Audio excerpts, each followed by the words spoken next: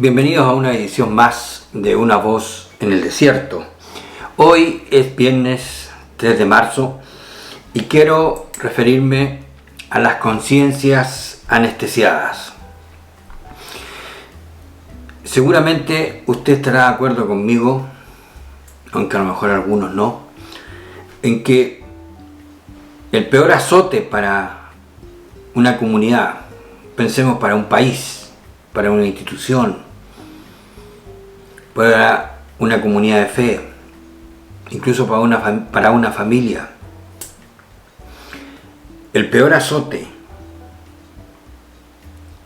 es la corrupción. Es cierto, estamos viendo todos los efectos que ha producido, por un lado el coronavirus, el tema de la guerra, la invasión de Rusia sobre Ucrania y todas cuestiones desastrosas, sin lugar a dudas, los terremotos, los accidentes como en Grecia. Perfecto. Yo no quiero hacer una comparación literal de eso, pero quiero referirme que uno de los azotes violentos, uno de los azotes más perniciosos en este sentido, es la corrupción. Porque eso mina los cimientos de lo que podríamos llamar una vida normal. Pensando en el desarrollo natural o de la vida en los distintos países.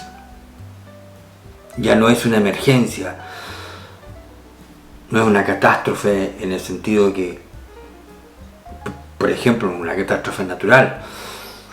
Estamos hablando de una forma, un estilo de manejarse en medio de lo que podríamos llamar el desarrollo de una vida normal. El peor azote, insisto, el peor azote es la corrupción. Digo esto porque estos días nomás, acá en España se ha destapado una olla de grillos, una corrupción al más alto nivel. Corrupción, donde hay involucrado temas de prostitución, de drogas. Si usted quiere puede investigar directamente en las fuentes informativas que hoy día tenemos acceso tan libremente a través de internet y vea lo que está pasando en España. Pero en tantos otros países son azotados por la corrupción. Ahora, yo quiero referirme un ratito, por ejemplo, si usted pone atención en los mensajes de los profetas. Algunos pueden simplificar el asunto y decir, no, es una alerta contra la idolatría, es una cuestión religiosa. Pero lea distintos profetas. Por ejemplo, le invito a leer el libro de Ezequiel. Y yo quiero referirme a un verso, por ejemplo, que está en el capítulo 9, versículo 9. Mire, qué fácil para que lo pueda recordar. Dios le dice a Ezequiel: la maldad de la casa de Israel y de Judá es grande sobremanera, pues la tierra está llena de sangre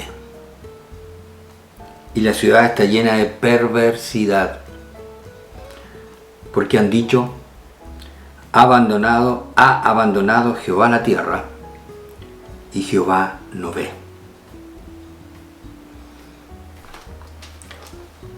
No hay un elemento religioso ahí. Está denunciando la perversidad, la violencia, el derramamiento de sangre, que en un momento de la historia de Israel se produjo y que motivó toda esta profecía y estos juicios que vinieron anunciados por el profeta Ezequiel. Léalo. Pero vamos a referirnos a un punto después de ese verso. Entonces, es la corrupción, la destrucción moral de un país. Hoy día uno puede dar la gracia, quizás es como lo mío, una voz en el desierto. Lo que hace Amnistía Internacional, No, Transparencia Internacional, perdón. Transparencia Internacional. Transparencia Internacional. Y esta gente se dedica a analizar el nivel de corrupción, a estudiar la corrupción en distintos países, y ellos hacen un ranking anual, donde se ubican los países de acuerdo a su nivel de corrupción. Porque ellos dicen que ese es el peor freno para el desarrollo de los países. Y hay ciertos artículos cada cierto tiempo, aparecen en distintos idiomas. Si a usted le interesa, lo puede revisar. Pero aquí, frente a esta cuestión de la corrupción, y por eso yo llamo a las conciencias anestesiadas, me viene una pregunta, y que es la que yo quiero hacerle a usted, y es parte de lo que yo quiero de alguna forma reflexionar en esta entrega. ¿Cómo se entorpece la maldad? ¿Cómo se impide la maldad? ¿Cómo se frena la maldad? Yo sé que aquí hay mucho romanticismo, pero hay una cuestión muy clara. Puede que a usted le guste o no le guste, pero el temor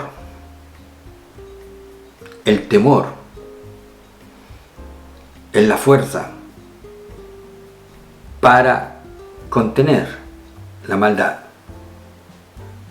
a nivel social, a nivel de una convivencia dentro de un país. Después nos vamos a referir a otro elemento, pero por un punto tengo que decirles que el temor, alguien ha dicho que el temor es cosa viva, y si en el fondo no hay temor,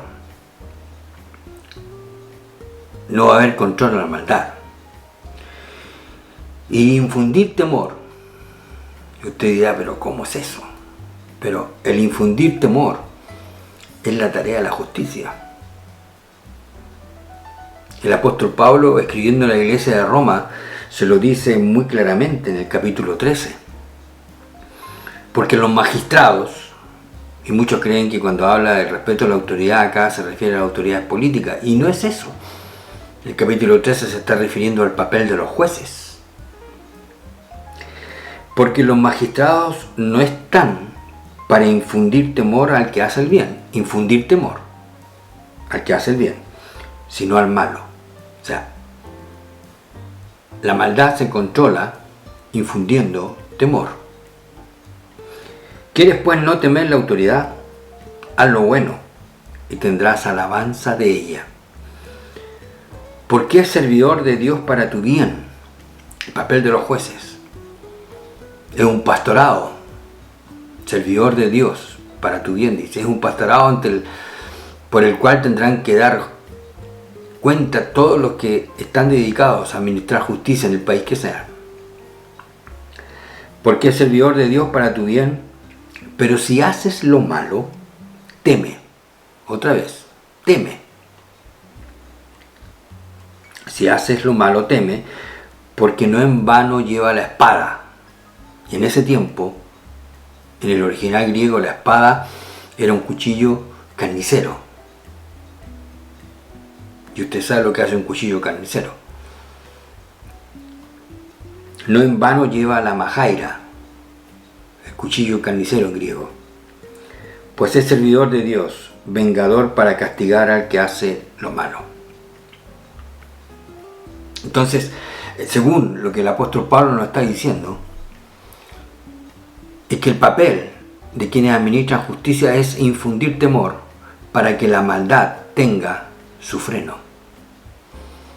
O sea, en la medida que un Estado de Derecho funciona con rigurosidad, eso va a permitir tener una convivencia en paz. Y donde quiera que sea desatado lo que Ezequiel está planteando, que la ciudad está llena de sangre, las plazas. Yo sé que en muchos países la delincuencia es una cuestión desatada. Desatada. Entonces, donde quiera que ocurran estas cosas, la forma de controlar todo esto, toda esta violencia o toda esta maldad, infundiendo temor. Pero, si la justicia está capturada por la corrupción, ahí ya no hay nada que hacer. Como se dice en algunos lugares, apagar la luz e irnos. El último apaga la luz. Y en muchos países, vean esa combinación. Capturar la justicia, corromper la justicia, corromper a los jueces. Esa es la tarea de aquellos que quieren profitar, aprovechar a través de la corrupción para llenar sus cuentas, que la mayoría de las veces las tienen en paraísos fiscales. Pobre país, pobre la nación, cuando sus jueces son corruptos. Para Pablo, el imperio y la ley tiene la función de infundir temor. Tiene que venir la sanción. Sin eso, la maldad no va a ser controlada, o por lo menos no va a tener un contrapeso. O sea, nadie puede entender o nadie puede asumir que delinquir es gratis. Eso es lo que está diciendo el apóstol Pablo. Y yo insisto, lo que se ha desatado en España, yo digo pobre país que es azotado por la corrupción y a ese nivel. ¿Cómo hacemos que la conciencia funcione? Y aquí entramos en otro terreno. ¿Cómo hacemos que la gente haga lo correcto, que usted y yo hagamos lo correcto sin temor a que si nos equivocamos hacemos lo malo, nos va a caer la sanción? O sea, ¿de qué manera usted y yo podemos vivir separados del temor a que nos caiga la justicia? Porque se puede vivir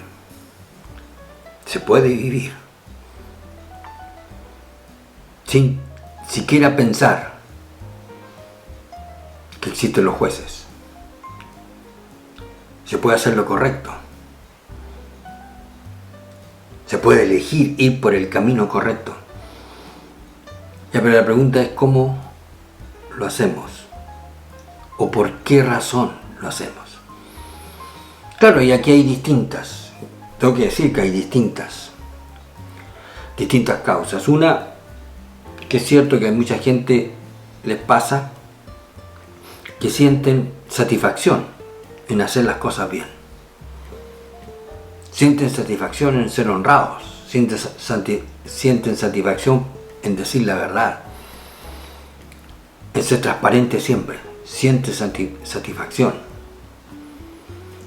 Sienten satisfacción por la libertad, por la seguridad, de que si vienen a revisar o quieren ver algo no van a encontrar nada. Sienten satisfacción, insisto por eso. Usted dirá, bueno, ¿dónde están esas personas? Y tal vez puede ser realmente una minoría. Pero cuando vamos al cristianismo y vemos la relación que Jesús vino a plantear para establecer entre Él y nosotros, ahí surge una fuerza que permite realmente que, producto de este vínculo con Jesús, hagamos las cosas bien, por pleno gozo y alegría del corazón. Entonces, cuando la gente, como dice el título, la conciencia se le adormece, en el caso del pueblo de Israel, ellos adormecieron su conciencia porque dijeron: Dios ya no mira. Dios se olvidó. Dios ha abandonado la tierra y Jehová no ve. O sea, en ese momento el pueblo de Israel quitó una base para hacer las cosas bien. Y que fue su relación con Dios. El conocer a Dios. El tener un vínculo con Dios. Ellos quitaron eso.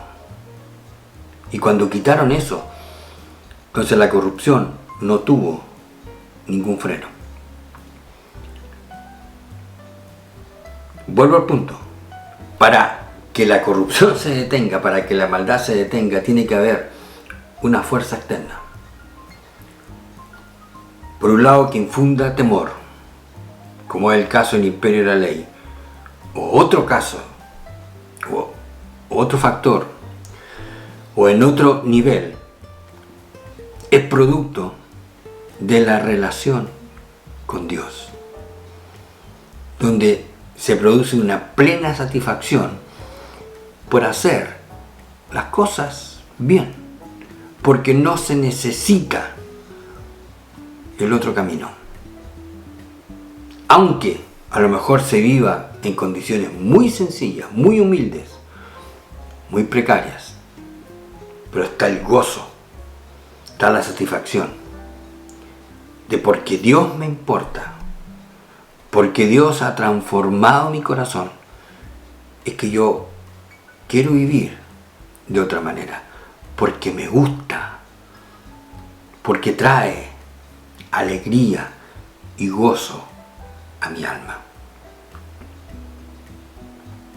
Ahora usted elija el temor, porque le caiga el imperio de la ley, o el gozo por una relación vital con quien ha hecho todo por mí,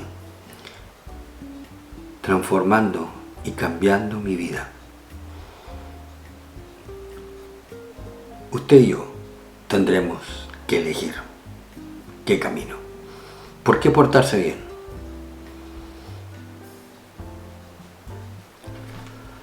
Si sacan estos elementos, o si se elimina su fuerza corrompiendo a los jueces, o llegar a plantear que no hay que dar cuenta ante nadie, que Dios se olvidó de la tierra, que Él ya no ve.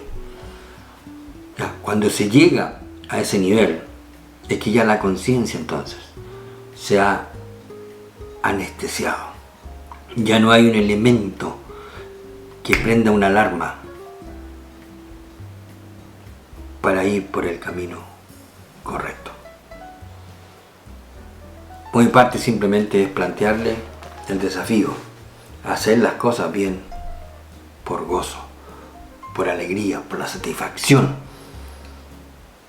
por agradecimiento a un Dios que ha hecho todo por mí. Muchas gracias por su tiempo. Si usted desea, aquí abajo están datos personales míos, como mi correo electrónico y otras cosas si quiere hurguetearlas. Ha sido un placer, gracias por su atención y será hasta una próxima oportunidad.